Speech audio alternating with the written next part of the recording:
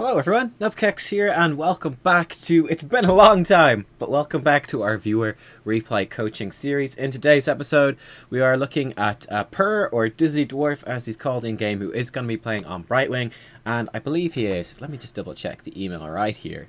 I believe he is in Silver 3, or was Silver 3.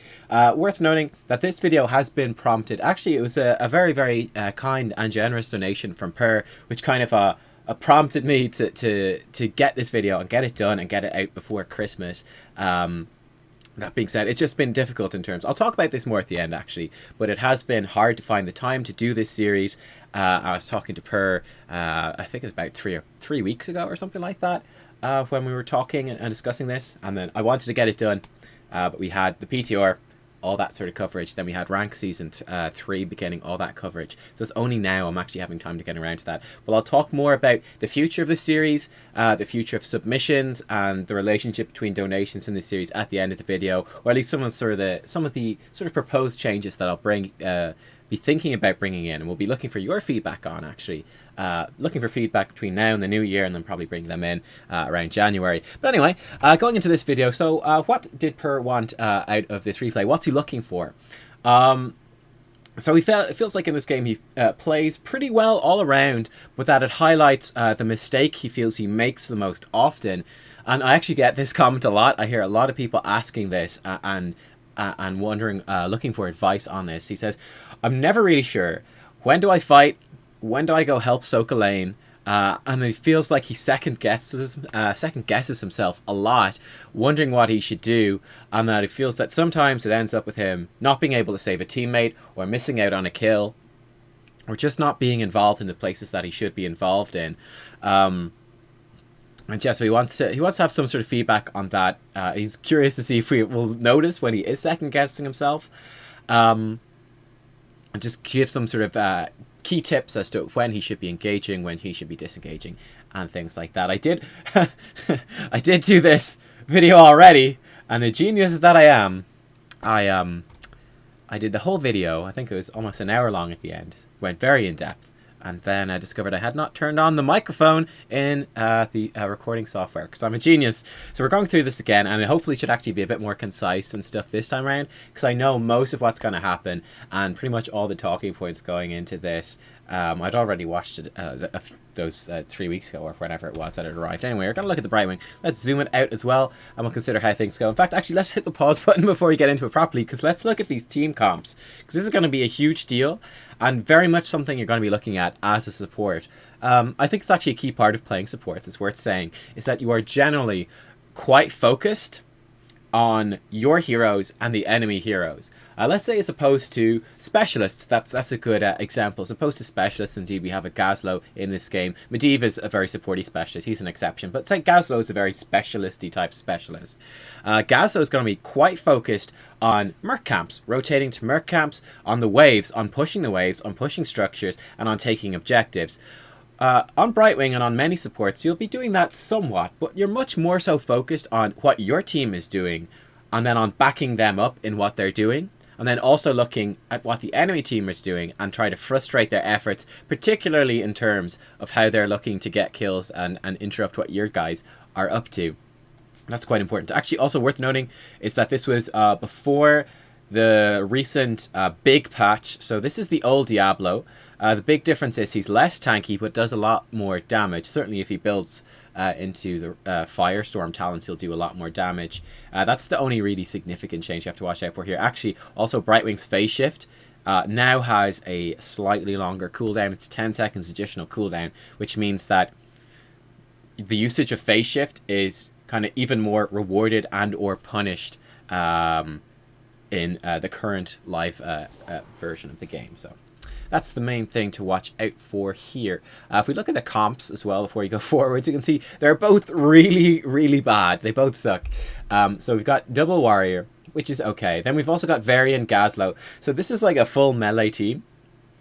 They don't have a ton of damage or kill pressure. They've got a bit of single target focus.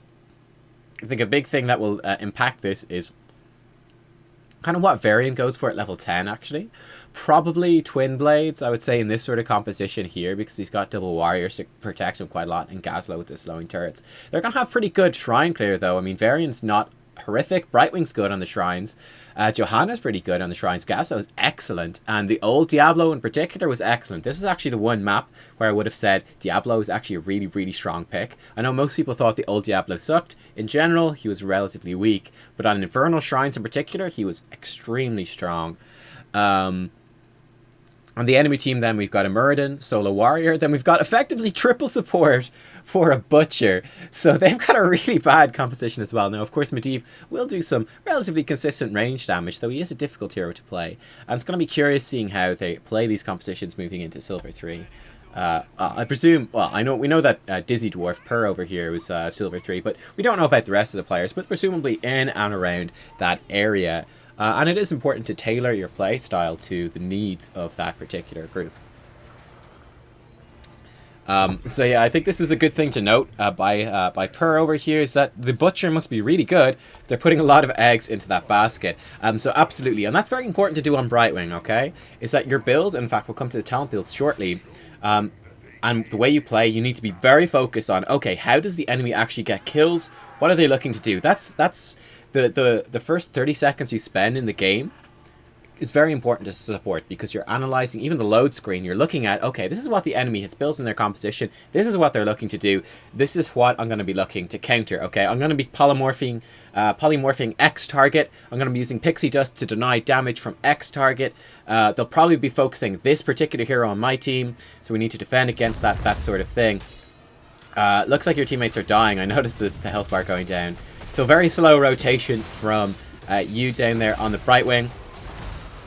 Again, you would generally be looking to go like 5-man mid, but that obviously probably doesn't happen that much in Silver, and everyone's just kind of dying now, which is kind of rough. A good attempt to slow them down. It doesn't slow them, excuse me, but there's a talent to slow them later. But Gasso barely escaping. That's a good rotation back from you, so that's nice. Unbelievably, Gazlo escapes and survives. Medivh almost picks him up, actually, as Gasso, but does juke it out. Gasso moved back, but does juke it out. A huge part of playing Brightwing is how you use phase shift, right? If you talk, there's actually a huge fight going on down here, in fact, at this time. Sorry, I'm getting distracted because I'm commentating, but you could see in this first fight, when your teammates started fighting mid, you were doing nothing up top. You should have been down there, and then down here as well, we can see phase shift was off cooldown. It was ready. They're all fighting down here. Number one, you probably should be moving with your team. Or number two, you could be soaking the mid lane and then teleport down when you notice that they were basically up to no good and there was a big old fight going on. You could teleport in and do that. But yeah, if you talk to the pro players, certainly they would say one of the main reasons for picking Brightwing is that she is a ganking support. Which kind of sets her apart from a lot of the other supports. It's actually, surprisingly, she is a surprisingly aggressive support in terms of her early game map rotations. Basically, this is not a good time to illustrate this because it's on the shrine and everyone is here clumped up. I say Pixie Dust is here and very unused.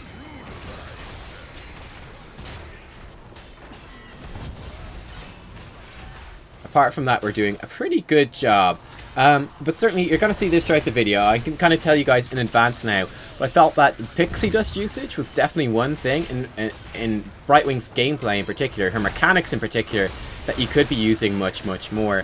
And in this game in particular, you've got a very easy job of it, because what you're looking to do is very straightforward. In case you guys don't know Pixie Dust, you throw it on someone for 4 seconds, it improves their movement speed by 20% and also gives them 2 stacks of the really good version of block, which is 75% reduced damage. On the enemy team, well, lucky you, because hey, they've got 3 support heroes that don't do a ton of damage. Nothing that you have to overly watch out for. And as you said, they put a lot of eggs into the Butcher.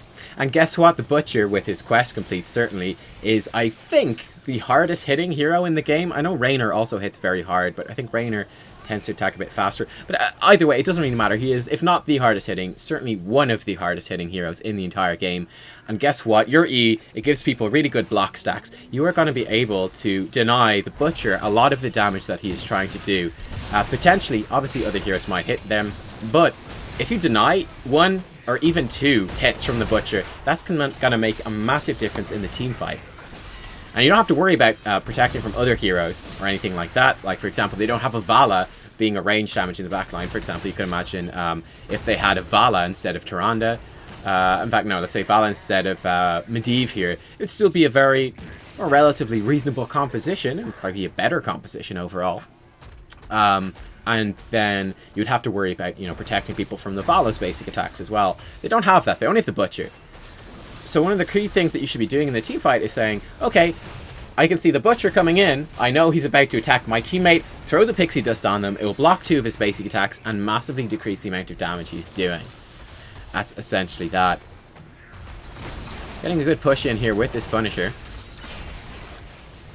That was a good Q. Unfortunately, the Medivh did shield himself and get out the portal, which is not a massive deal. Certainly, you could be waiting for the Punisher to jump in again, but again, I don't think it's a huge deal. Taking out this fort is a big win on the first Punisher. You're getting much more out of the first Punisher than you would typically expect to get. Look at this, though. There's stuff going on up here. You do teleport in, and luckily he does survive. But again, that's something I probably would have been looking to spot earlier. Again, I'm being a bit slow picking up on this stuff because I am commentating, obviously. I want to finish the thoughts. And obviously it's a similar sort of thing for you. You're concentrating on different things. But definitely with Brightwing, you want to be looking always. In fact, I'll start trying to pay more attention to it now as we go through this video more actively. You always want to be looking, or keeping in mind your phase shift cooldown. It can be... You haven't done it yet, but it's good that you're letting your teammates know that you're low on mana and you're calling for a retreat. Doing good shot calling and stuff, which is really good. But and I think I did spot you doing this later in the video, so just noting in advance for people. Like pinging your team and saying, okay, phase shift off cooldown for 20 seconds. Be careful around the map. I'm not going to be able to teleport in on you. Or letting your teammates know, hey, phase shift is ready. Let's go. Let's get a gank. Let's make stuff happen. For example, right now, phase shift is ready. Alright, good stuff. Stuff is happening. You phase shifted in. I love it. That's a beautiful polymorph. Awesome. Medivh is going to die. Beautiful. Okay, perfect. That is beautiful Brightwing play, right? You've got phase shift ready. You spot your teammates are making a move. Teleport in. While I'm talking about Brightwing being a ganking hero, you teleport in and you get the kill. Brilliant. Varian ended up taking a ton of damage up top, but he went, he's getting pretty low. That's Varian's fault, though. He needs to play more defensive, knowing that you could be leaving him in the lane. Now, you do have teleport ready again, so I'd actually probably be moving up here, right? If we pause the game... Okay, never mind. You're going in, so that's just fine. But you can see they've got a big siege camp pushing in. Varian was on his own. He kind of lost a good chunk of health. So nice to teleport back up and help out your team. Your teammates here have overextended, but at this point, there's nothing you can do about that. Oh, yeah. They're pretty much all going to die. That's absolutely not your fault, right? They were all there with you. They saw you teleporting away. They can see there's a siege camp pushing up top, the bruiser camp pushing up top. Like they know it's 2 ham. That's not absolutely, in case you were worried about that, absolutely not your fault. Like, they've seen you leave. They know it's 3 of them here on their own. The enemy team could arrive at any time. They should back off. I mean, you've got a siege camp, a proper siege camp pushing down there. So you got pressure on the bottom lane already. You're trying to defend the top lane. Pushing in mid is just too greedy, and that's fine. Look at this. Look, Varian is dying. Look at this, right? Varian died, and you still have Pixie Dust off cooldown. That could be, that's a basic attack and a half of Butcher attack damage neutralized and removed for Varian. That's also 20% extra movement speed for Varian. He probably would still have died, but still, that it could potentially change the team fight. And it's absolutely a case that you should be using this in order to try help save him. So not using that is missing out on a whole lot. Now, also, I want to talk about the talents, and I want to pause the video and talk about these before we go any further, because I haven't talked about them yet, and it's quite important. So in terms of Brightwing in particular, you can build a couple of ways. You can go for sort of sustained healing build, or you can go for a more burst healing build, which is focused around... It's actually her level 7s are the most important thing here. So phase shield, which you have gone for in this game. When you use your mount ability, which is your phase shift, teleport onto a target, you give them a big-ass shield. Like, for example, at this particular level, that's 25% of Brightwing's max health as a shield to that target for 10 seconds. The other option then you got is Cleanse. Okay, so if you're looking for big CC, we'll come to that in a second, or Mystified, which is going to reduce the cooldown. If every 4 seconds you do this AoE heal around you, every time you use a basic ability, Mystified, it reduces that cooldown. So you can absolutely go, in this game you haven't gone for it, and that's the right choice, I think. You could go for Unfurling Spray, increasing the range of Soothing Mist. And then Mystified at level 7 would be the key one then. Combo those two together and you're getting a lot more just passive sustained healing. Who would this be good against? Well, it'll be good against heroes that do a lot of sort of sustained AoE damage because you're doing this sustained AoE healing. So think something like Lunara or Gul'dan, who tend to be doing relatively slow damage and kind of spread out. Or if they kind of have a very poke heavy team, well, you can be slowly sustaining through all of that poke and keeping your teammates alive. That could be a pretty good option. Like against a Kel'Thas, it might not be awful. You know, if he's doing some flame strike pokes or what have you. Level 4, actually, this is much more open, so we won't focus on that yet. Pixie Charm's also another really good option if you want stacks of bribe. I'd say it's probably not that good on this map, purely because you've got... It's quite easy to pick up the camps as a team on this, and there's also 3 things. So, but on a map like... let's say Garden of Terror or something like that, where there's lots of siege, lots of merc camps to be doing, there's lots of neutral objectives to be doing. It could actually work very well there, for example. You know, pop over, bribe away your siege camp, because you only need 2 stacks or 2 charges of bribe to take it away. That can be really, really good. It's good on several maps. Then this other build you've gone for here, which is, like I said, the Phase Shield Burst build. Burst healing build, effectively. So you've got Hyper Shift at level 1. Every time you heal an allied hero with your trait here, your Soothing Mist, it will reduce the cooldown of Phase Shift by 2 seconds. So it'll be up much more often. Then you can use that to teleport in on someone and give them a shield. This is very good for oftentimes like enabling a squishy hero that wants to dive into the enemy team. So for example, it's pretty good on Tracer. It's pretty good on Illidan. It's pretty good on Kerrigan. Right, you get the sort of gist. In this case, it's pretty good on the Varian, and that should be one of your big goals in this game is, you know, when you're going into a team fight, using that Phase Shield to give Varian a big, nice shield so that he can engage kind of with impunity. It basically makes his engagement much, much easier because he's got this big shield protecting him, and then he knows that you're going to come back him up.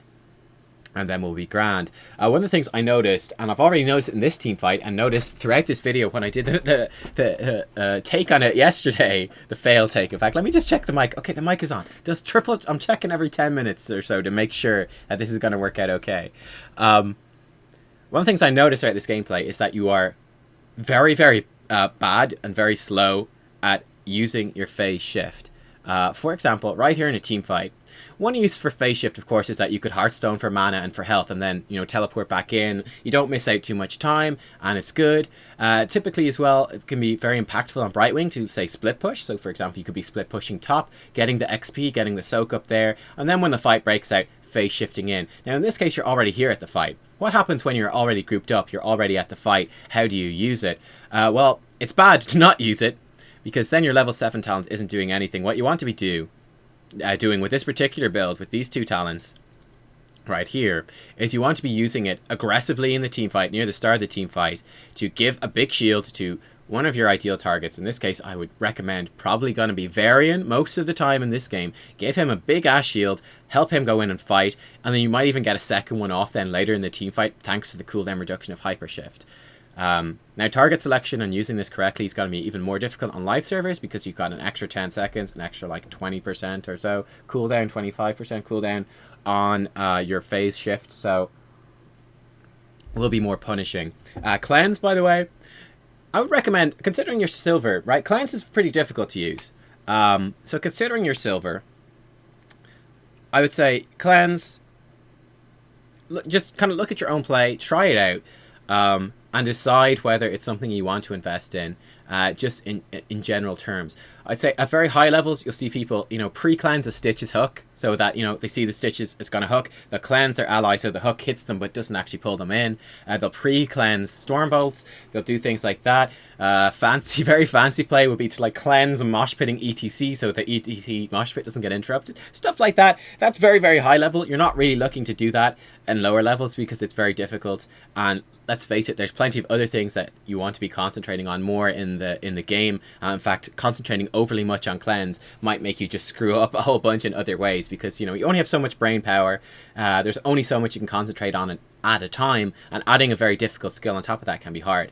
What I would say is that it's very good against very, very high impact crowd control heroics. In fact, in this game, we have the potential of one such heroic coming out, which is, of course, lamb to the slaughter from the butcher. If we hop over to the butcher real quick, you can see, he throws down the hitching post, grabs a hero, and then 3 seconds they're stuck and they're silenced. You can save them with cleanse, right? Someone gets caught in that, you cleanse them, they can run away. And this can literally like save a life, change a team fight. Murky Octograb would be another example. Or just like if they've got a very, a CC stun or chain heavy team, or even here, for example, if you went for Taunt Varian with Warbringer, so a stun on his charge followed in by the taunt stun, you can cleanse them out of the initial charge. They can run away, the taunt won't land, and that can work out pretty well. So looking out for these like stun CC things that you can protect people from. Usually though, I'd say only big ones for picking cleanse at these lower leagues of play. I was very curious actually. I checked. I was looking at, for silver in particular, over the last 7 days, what are the win rates like for these particular builds? And one of the things I noticed is that the build that you've gone for here, which is the Zed build, the teleport build, right? The face shield build, actually has by far the lowest win rate. Why is that? Well, I think it's because of the very thing that we're going to see throughout this game, which is that these talents simply sit here for the most part unused. So for example, right here, when Varian was stuck, we had the option to give him the Pixie Dust. You also had the option to phase shift in on him and give him that nice shield. He might have escaped if you'd used the 2 of those. Big shield, plus that protection from the Butcher basic attack, plus the movement speed. Varian might have lived, and also that would have been more procs of your trade as well, because he would have been alive for longer. So he might have actually walked away and lived. But I think we'll see throughout this that you tend to use the global for the global mobility, but you don't tend to use it actually within the team fight. Actually use it for the phase shield, and for that reason then you're basically missing out. This talent is getting very little value. So yeah, I think that's why the win rate is lower. I thought that was very interesting looking at the win rate for silver in particular. Quite intriguingly, it is the talent here, Mystified, the one which requires the least thought, which has the highest win rate, and that's often something you can watch out for. At level 4, before you hit the play button again and move on, you picked up Arcane Barrage. I don't like this on this map. I think it's a good talent, but I think this is a good talent on maps like Cursed Hollow, Towers of Doom, maybe Dragonshire, but you get the idea. Roughly speaking, I'm talking about maps where you've got channeled objectives, right, and you can interrupt them at long range, at a safe range, using this talent. That can be pretty nice.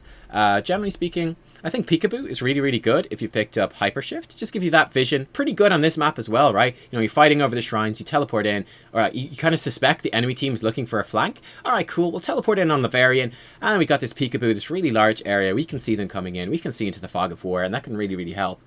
Manic Pixie, I think, is not that strong. As you can see, it's a very small heal over 4 seconds. It's pretty weak. I think Unstable Anomaly will generally be your go-to. Arcane Barrage if you want to do long-range interrupts on maps where there's channeled objectives, or Peekaboo when you've got the Zed build, or they've got a stealth hero, or just it's gonna be pretty useful in those in these sort of situations that are happening. Anyway, let's hit the play button and let's continue on. Now we're not looking to fight too much because Varian is dead, who is really your main source of damage. Almost killed Medivh though, so well played in that sense. Again, one of the things I was curious of, I kind of noticed in this was that sometimes like the shot calls and the stuff I think will happen. This is good. There we go. Alright, nice one. Alright, so there, perfect, really good use. You teleported in. Could have maybe backed off a little bit quicker, but that's a relatively small thing. But actually using the phase shift, activating that phase shield, and getting the heal on your ally pretty early. That speed boost is not going to help Johanna. She's already mounted. That's okay. You can see, like, this cooldown is ticking down really, really quick, right? You're going to have this up really soon again. Not a very good Emerald win there, but not awful. Now you got phase shift available again. There's not much to look for. Gazlowe is here. We could look into teleporting in here. Ah, Tastar sneaks in and steals the Punisher. The sneaky son of a gun. Be very careful right here. This could jump and stun all of you. Now, admittedly, they're all dead, so it's not going to do too much. But that's fine. You could definitely look for speed boosting someone away when they're going to tank the Punisher. But it's not a huge deal. Varian has not chosen the talent yet. Is he going to? He's level 11. He's either really thinking about it. Yeah, I don't know what's up with the Varian. I mean, it would be helpful, you think, to kill the Punisher. I don't know. Okay. There we go. Twin Blades of Fury. Okay.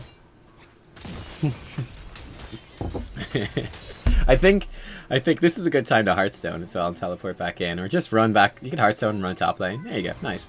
I think he's waiting until the enemy team could choose their heroics before he chose his. You know, he's heard that the Varian power spike at 10 is really important, and he wants to give the enemy team the best chance he can to support them. This is a good place to teleport into. Just help out. You can also see the enemy team is pushing in top. We're actually locked on because we're hacked into you, basically. It's one of the things that sucks, actually, with the replay client. It stopped working. It used to let you see the person's camera movements, which was fantastic. It had a bit of a delay and stuff. It was a bit wonky, but it still gave you a really good idea of what they were looking at and what's happening around the map. By the way, like, if I hit pause at this stage, so you teleported in, right? So one thing to note, you could be pinging here and say a phase shift is not ready. Look, you actually were doing it there earlier, so that's great. Letting people know. To let your teammates know it's going to be ready soon. And then be keeping an eye on the map saying, okay, am I going to need to teleport anywhere soon? Whenever it's up, basically be looking for opportunities to use this. Always be looking to make use out of this. If it's kind of sitting and never used, then it's not making anything work. So for example, this variant's positioning pretty far forwards. This butcher's pretty deep. This is a pretty good gank opportunity if your teammates move in on it. So I'll be looking at both of these. These are both like good places to look for teleports in. You got teleport ready now, right? So the butcher here is fighting. Come in and attack him. I mean, if you'd gone in, they wouldn't have needed to use Apocalypse. You see what I mean? Okay, Gasso's actually fighting up here as well. Okay. So that's fine. Gasso's actually fighting. So, you know what? I'm gonna got the kill anyway. But if you teleported down, you know, this is the thing. You never know. He might have used Apocalypse anyway and just wasted it. But you could have probably got the kill on him with using a much shorter cooldown. Or teleporting in here. This is good. I like this a lot. Polybomb, Wrecked Face. Good polymorph attempt. Unfortunately, Johanna missed the Blessed Shield. I'd be looking at helping these guys out. These guys are going very, very deep. So I'd definitely be looking at coming over here. You know, give them a speed boost to get out of here. Like, our teammates are dying. And we're not here. I think he's just probably going to die now. Yeah, he's just going to die. So 100% you should have actually been there helping them escape. You're trying to, like, clear out the wave. Luckily, the butcher misses his lamb to the slaughter. That's nice. Thank you. But your allies are dying over here. You should really be staying with them. You know, you don't need to clear that wave much faster. They're the ones that are in danger. All that passive healing, the speed boost, everything you could have done to protect them, you weren't there to actually use it. I think that's a big problem. I'm not a big fan of Emerald Wind here. It's not awful, but I'm not a huge fan. This is a good teleport. So you're doing decently well, actually. I'm probably being a bit too critical.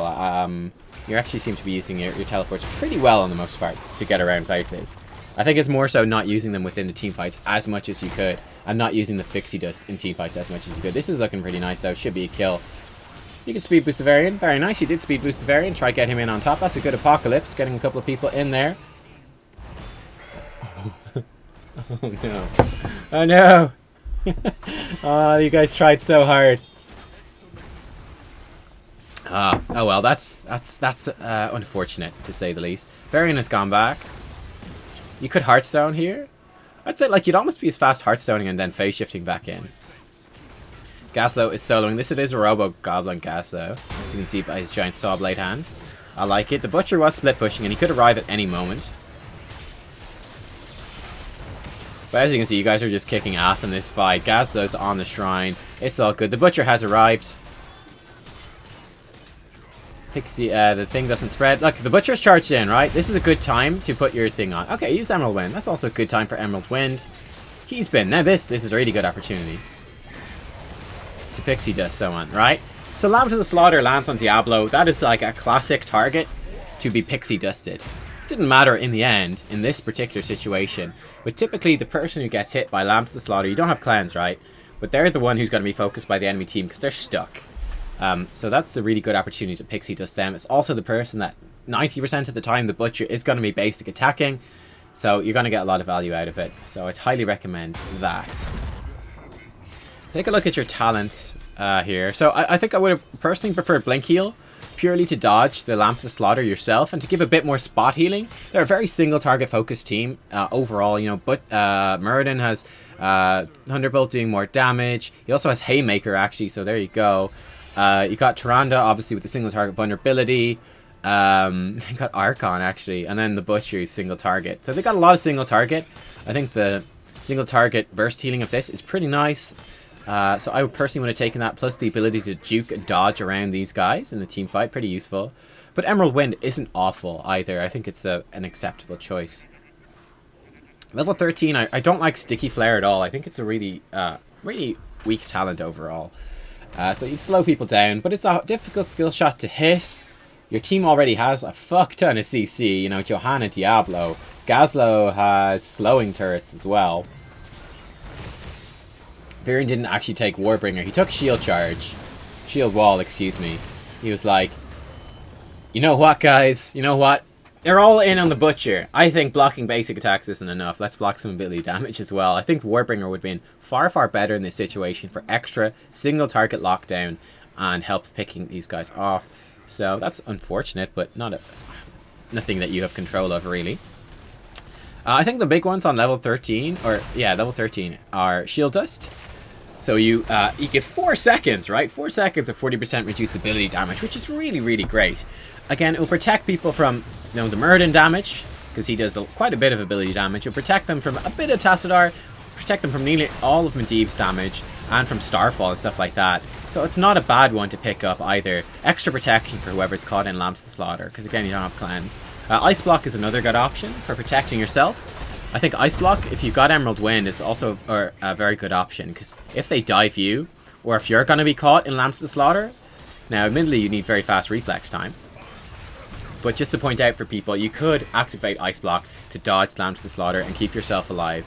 And then fire up Emerald Wind. Like, I don't know if you have enough time to activate Emerald Wind before Lamb to the Slaughter actually hits you, you know what I mean?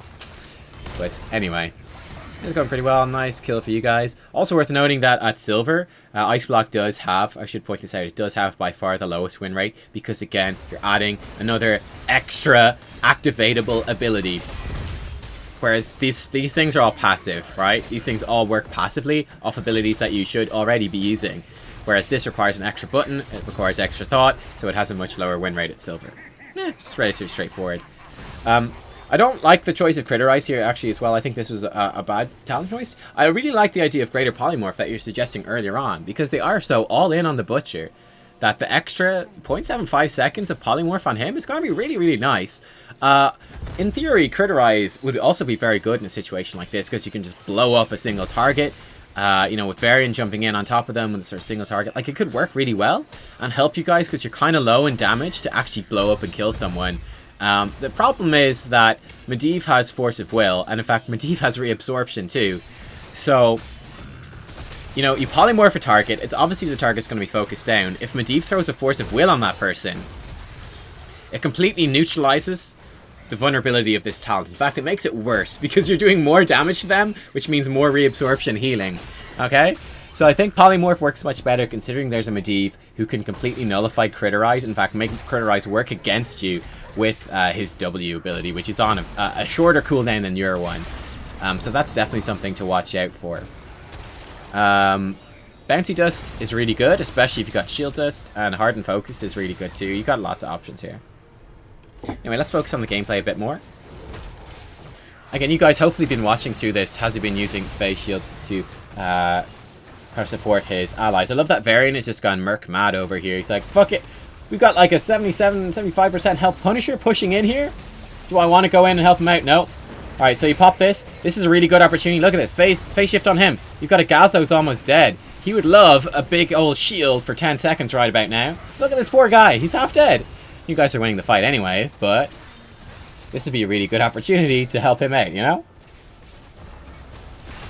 Instead, this is sitting here unused. Gazlo isn't able to make as much use of his abilities as he would like to. And you're having a little bit of a tougher time. That's a nice polymorph. He should go down. Yeah, down goes the Tassadar. And you're focusing on this. This is going to be GG at this point. Yeah, let's actually pause the game here. We'll take a quick look at the stats and cover a couple of other things. So 0 deaths, that's really, really good. Got some good consistent healing over the game. Did pretty good hero damage too, actually, more than Varian, because Varian is a bad hero. My bias. And then siege damage is fine. We didn't really see much actually in this particular game of like the split pushing Brightwing, but basically what this means is, let's say on Sky Temple for example, with Brightwing you could imagine this is Sky Temple. It's the first, not the first phase where you get the top and middle temples, but the second phase where it's just the bottom temple goes off, right? You could be pushing the top lane as Brightwing, and then as soon as like the team fight starts breaking out or people are going to take damage, you can teleport down then. So you're getting like extra XP, and you have your global ready to go. So yeah, you're just kind of creating pressure on the top lane, getting those minions forward, and hopefully the bruiser camp, if you take it right on that particular map, again, for example, get those pushing in, get extra XP, extra siege damage, and then teleport in, and you don't actually miss out on anything. Basically, you save the time that you would have running down or running from your base to the bottom line, and use that to push instead, and use your global to get down there. Now, we didn't really see split push Brightwing having much of an effect on this game. It was very team deathmatchy. People tend to just be fighting non-stop. But yeah, anyway, that's something you can look out for. Again, the talent build, I like the Z build, but again, my big concern particularly is that you really were not making actual use out of this, and that you would have been getting a lot more value out of actually another talent. Now, you got the right idea with taking this talent build, I think, in this game. You could actually wait. You know, going up against the Butcher, you could have actually waited until 10 to take something here, to see if you pick Lamb to the Slaughter. And if he does take Lamb to the Slaughter, then you could have picked up Cleanse. Because, you know, they're quite vulnerable in Lamb to the Slaughter against this team. Makes it very easy for Medivh to land Qs. You got the Tashtar can throw a W down. It's not a big deal, but it's there. Tyrande can land a stun, and she's got Starfall on top of it. Muradin can land the Storm Bolts. So, it is a bit worrying when someone gets caught in Lamb to the Slaughter. Now, admittedly, because you did go for Emerald Winds, you know, you don't need to maybe to worry about the cleanse that much. I think Phase Shield is a good choice here too, but it's very important that you actually use it. If you're not going to use it, then you're better off with something else. And then I probably would have, in this game, probably gone for Peekaboo, considering you've gone for Zed and the other talents. Gone for Peekaboo. It gives you a bit of extra vision and control around the shrines. It's actually quite nice in this map. I like it a lot. Or Unstable Anomaly. Again, Arcane Barrage in maps where you want to interrupt channels. Then over here, again, I'm not a big fan of Sticky Flare. It's, you know, it's a pretty difficult and small skill shot to hit, so it's not very reliable. Whereas, like, Shield Dust is really fucking good. And Ice Block is obviously very handy. So, I just think, is this as useful as fucking, you know, 4 seconds of 40% reduced ability damage? A lot of heroes do a lot of ability damage. It's, generally speaking, really, really strong. And then I mentioned this, I think Medivh, not good against Medivh, but against a lot of other heroes, it is strong. And then the Duration is also a really good option, or Bouncy Dust if you pick that up, or Hardened Focus. I think all the level 16s are actually really, really good, so that's fine. And Continuous Winds, look, if you picked up Emerald Winds, I think this is like your go-to. It's just really, really solid, really makes the Butcher's life even more difficult, so it's a perfectly good choice. I do like Storm Shield if you pick up Blink Heal, but I feel like if you pick up Emerald Wind, you should probably nearly always double down to pick up Continuous Winds too. Yeah, I think the main things from watching this, I didn't super notice you kind of hesitating, unless there were times where, I don't know, it felt, again, it's hard to know exactly what's going on in your head. It felt more like you were a bit slow to notice some of the opportunities to teleport, that you did, like, do them fairly well for the most part, like, in terms of moving around globally, that you were a little bit slow, and that you were arriving a bit late. And you got away with it, actually, in a few cases in this game. But certainly, if you're looking to climb the ranks, you'll find that, you know, taking 5 seconds before you activate your teleport and arriving and barely saving someone in silver, if you're doing that in gold or platinum, in those 5 seconds it took you to activate the teleport, that person has already died, because the enemy team, or the players, don't miss their abilities as often as these guys do. And they focus fire a bit better than these guys do. So that's something to watch out for, something you would need to improve on as you climb up the ranks. And then definitely, particularly with, again, like, this is the thing, you might not actually be used to using Phase Shield, I've no idea. But certainly in the team fights, if you have Phase Shield, you really need to be using that. You could see, I think there was one fight here, really good example, where you used the Phase Shield on the Gazlowe, and then very shortly afterwards you had that Phase Shield ready to go again. And there were multiple fights where you could have actually had that happen and used that. I think it could have changed the outcome of the fights a bit for the better. Now, you were winning anyway, but certainly in other games that could make a much bigger impact. And then finally, I think your polymorphs were actually very good. You were very good with the polymorphs. You seemed to be pretty good with the Q as well. They were just fine. The Emerald Winds were relatively reasonable. I think then another big thing was not actually using the Pixie Dust. Like, especially against the Butcher, I really feel like whenever the Butcher's going to focus someone, you get them with the Pixie Dust and you gotta give them a lot of protection. Like, I feel like this was really underutilized for how easy it should have been to utilize in this particular game. You know, the speed boost is relatively small. I think going up against the Butcher, you're like you're instantly like, bang, big basic attack hitter, want to use Pixie Dust to protect them from that. And that's generally how you're going to use it, at least in the early game, is protect people from these hard-hitting guys. Like from Raynor, from the Butcher, from a Zeratul, you're going to throw Pixie Dust to protect them. Something like that. Of course, if you get Shield Dust, then it becomes different, because now you're also giving them a really good spell shield for 4 seconds. So, in fact, by the time when you get Shield Dust, it often becomes more of a case of throw it on someone to protect them from ability damage as opposed to basic attack damage. Or then, of course, you know, someone who does get like locked down a position where they're going to be focused. Like, if someone gets slammed to the slaughter, Pixie Dust on them, please. Don't leave them to die. Help them out. Help your friend out. Help out a friend. And yeah, I think they're the main things. I think we did play well overall, for sure. But certainly some things we could improve on. How much do you hate the Diablo pick now? Diablo's nice. Again, like I said, this is the old Diablo, and old Diablo is really, really good on this map. Speaking of, Gazlo's also good on this map. I think your team comp was still awful, but that obviously, as the support wasn't in your control, you got MVP. Well, congratulations. Congratulations. Do we get any votes? Do we get any votes? No. Ah, yes! There we go. There we go. Here they come. Nice one. Alright, great. Good stuff. Well, there you go, guys. I want to talk a bit at the end of this now about the future of this series and how it's going to work. I think I've pretty much covered everything. In fact, just to help you guys out a little bit, in terms of apparently Brightwing's, in the last 7 days, her best maps at silver level have been Garden of Terror, Infernal Shrines, and she's been pretty good on Warhead Junction, Haunted Mines, Braxis, Towers of Doom, falling off a bit on the other maps. Battlefield of Eternity seems to be her worst map, which kind of makes sense. You don't really want her in the solo lane for that, and the global presence isn't as impactful. So yeah, there you go. Right, I think that's pretty much everything we wanted to cover there. So, for the future of this particular video, so in this case, like I said at the start of this, this video was facilitated by Per, and by the donation that he sent in. And this is something I've been thinking about for a little while. I actually had one of you guys email me after I did last night's video, actually talking about pretty much exactly the same stuff that I've been considering. So it's actually kind of helpful to get that sort of feedback, and really creepily timed. It's weird. I feel like you were watching me. Maybe you've hacked my webcam or something. I'm scared. But yeah, one of the big issues is, in case you guys are wondering, it's not like there has been a lack of people submitting these by any means. I think I've got over like 50 replays submitted since I last did one. Got a ton of replays submitted, a ton. And I have gotten to the point where I have felt like kind of bad and kind of guilty just when I don't have time, because they take a lot of time to record these videos. Quite a lot of work, and to sort through the stuff as well. Like, a lot of work goes into these. So I was kind of I felt a bit bad because I felt like not making them, just because I haven't had the time to make these.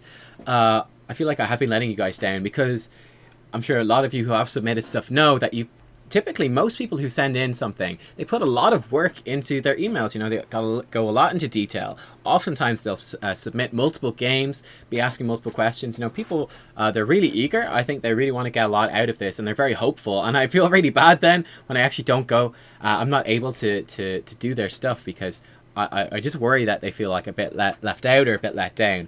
Now, hopefully you feel a bit better knowing that there's been like over 50. I think there's probably close to 100. Like, I get a lot of these. I mean, in the last day, I've gotten like 2. Yeah, I've got 2 in the last day. You know, people looking for this. And I haven't done one of these videos in like a month and a half, and I'm still getting like 2 a day. You know what I mean? So I get a lot of these coming in. So don't feel that like I've left you out. Like 2 particularly individually, not at all. There's also like 100 people or so that are also in the exact same boat, that they have submitted replays and put a lot of effort into it and really been invested in their questions, and that I haven't been able to come around to them. So that's one of the concerns for me, is that I get tons of submissions, and then it's a lot of work to go through all the submissions. And that means that a lot of people are putting effort into submitting stuff, and then they're not seeing anything come of that effort. On top of that, then, it's also, as actually in the email that I got yesterday was saying, you know, would be a pretty good opportunity, you know, to, you know, to make some money, to have it run as a sort of donation thing. And I thought that was actually very relevant, considering that this video was, like I said, somewhat prompted by it being coming from a donation. So I said, well, look, yeah, of course, it was a very generous donation. Thank you very much. Of course, I'll do this video for you. So I'm thinking of doing that as a sort of a way to somewhat solve the problem, which is that certainly I can, you know, if there's times when I want to do these videos, I could ask, and that's what I'll do from now on. I'm not going to have this be just an open thing that people can send in emails whenever they want. That's going to end now. But what I will do, you know, if I ever want to be doing one of these and I don't have any replays to cover, you know, I'll ask you guys at the end of the video and say, okay, you know, you can send in a thing for free, obviously, whatever, and then I'll choose one that gets sent in. There'll be a lot sent in, so it's unlikely that you'll get chosen. It'll be a big lotto, but someone will get picked and get their stuff covered, and that's grand. The benefits of adding like another path, which would be through a donation, it's kind of twofold. Number one, for people that are really, really passionate about the game and they have the money to spend, you know, just like someone who wants to spend extra money on coaching or, you know, extra lessons or great like gear or equipment for, you know, other video games they play or for sports they play or anything like that, or music, for example, it gives them an opportunity to have another way into it, which is I'm thinking of doing it where it's like for a donation, I will like guarantee that I will take a look at your replay. So for someone who really wants to get it done, I know there's a few people, I don't know if they would want to pay money, and if you don't want to, that's completely fine, of course. It's just an optional thing. It's an extra option for people that if they really wanted to, that could happen, and they could come in and get their stuff kind of looked at. So what I'm thinking of doing is that. Now, of course, there's a problem if I set the thing too low. Let's say, for example, I was like, okay, if you send in a €2 donation, I guarantee I will do a replay thing for you on the channel. What happens then if, you know, 30 people go, oh, brilliant, €2, no problem. I get 30 things in like 1 week. Are there going to be like 5 or 6 videos a day of just viewer replay coaching? The channel will be inundated. Everyone's sub boxes will be inundated. That's no good. So for the donation amount, it has to be at like a level where it's that's, you know, off-putting enough to enough people that it becomes like a somewhat big step for them. It feels like it'd be enough of a big step that it puts people off, that it would be a relatively rare thing, that it actually matches up with the time and what I'm able to give and what the channel is able to give, so that, you know, I could basically guarantee it wouldn't be like it's already bad at the moment where people are like doing this for you know, they're not paying at all, they're just sending it in, and it's like, okay, on good graces will you have time to do it.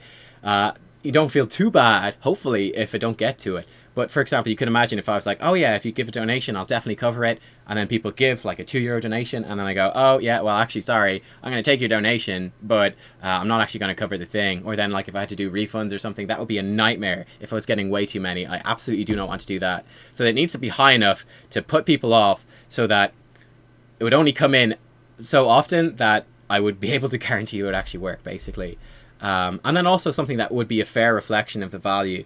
So what I'm thinking of doing at the moment initially, and again, looking for feedback and running this past you guys, I'm thinking of like €30 donation at the moment, because like I said, you know, it is, typically speaking, now this video is a bit faster, but usually these videos run for about an hour. I know I was talking to my family about this and asking for advice and stuff, and I was saying my sister, she teaches piano, something she does, and she is, you know, although she's not, I don't think she's officially qualified, but she would get €30 an hour for doing the piano teaching. So I said, hey, well, that translates fairly well.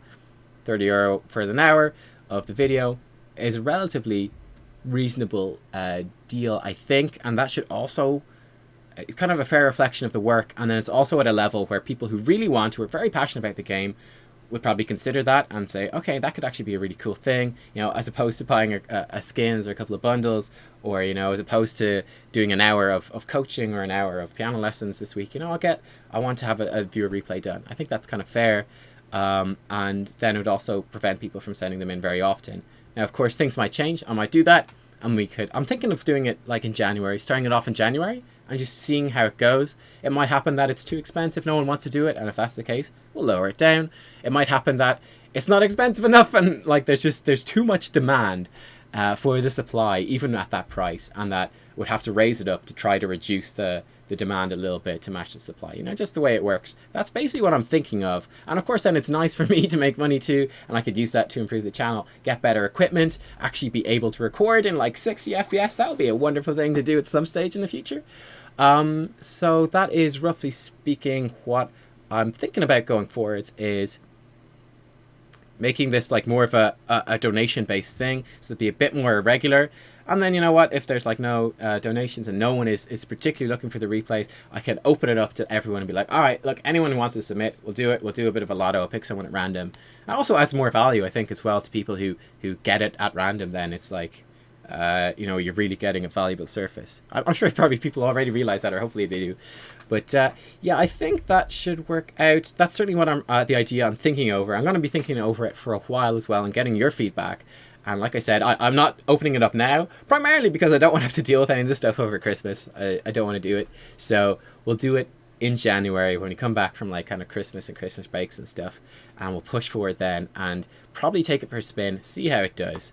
And yeah, take it from there. So that's the rough thoughts with that. But yeah, there will be more viewer replays on the channel. I'm going to try to be a bit more consistent with them, and finding as well sort of the right amount to bring out on the channel, so that there's stuff there of interest for people, but then there's not so much that it's you know, it's too much or it draws away, or things like that.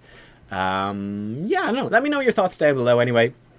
And as always, you know, give the video a thumbs up if you did enjoy the actual replay analysis. I probably should have said this way earlier, because those people will have left. God dang it, I should have said it earlier. But yeah, guys, thank you for watching, and have a great Christmas as well. And I will see you all next time for more Heroes of the Storm. Bye-bye. End button. There you are. Hooray. Great success.